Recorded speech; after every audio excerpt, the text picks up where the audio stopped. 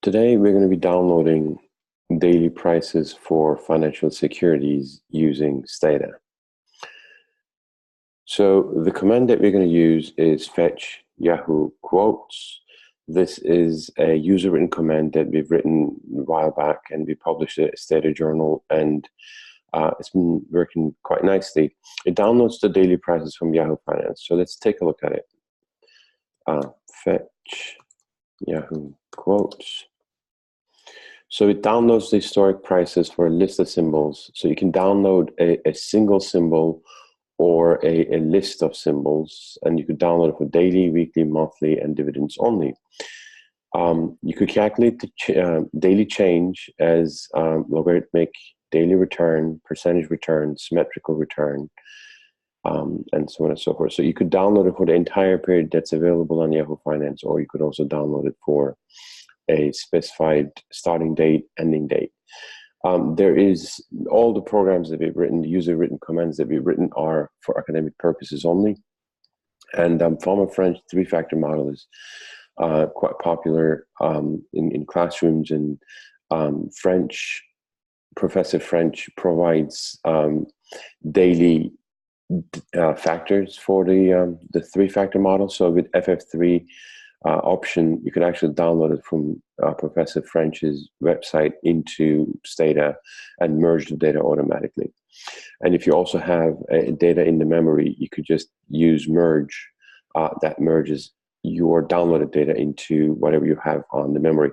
Just make sure that you have a variable called date, and that your data is sorted by that. Frequency is required. All other options are optional. You could download foreign stocks. You could download indexes. The only thing about the indexes is that the index, like GSPC, is the S&P 500, but on Yahoo Finance, it actually comes with this little hat.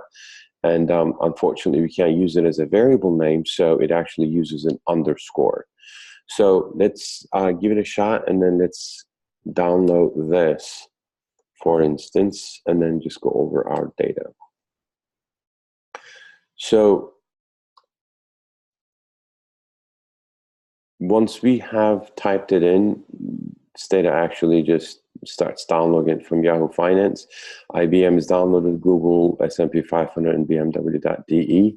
Let's take a look at our data quite quick. So this is your data. So S&P 500 is the one that actually goes all the way to 1950. We didn't specify a date, so we basically downloaded for the entire period.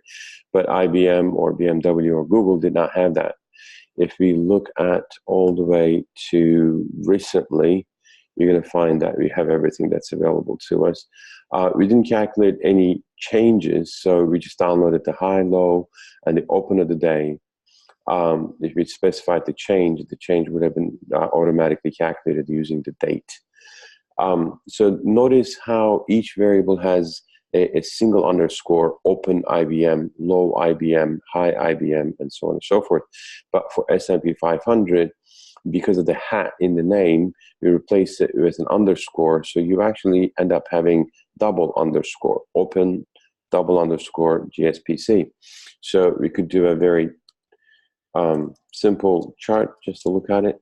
Say adjusted close of IBM, and then by date, and then this is how your chart, price chart for IBM looks. And notice we actually go all the way to 1960s. So perhaps we could do something like if the year of the date is greater than 2017. So we're basically looking at 2018 and the first few months of the 2019 that we are in. So that actually looks like this. Well, that's about it. Thank you.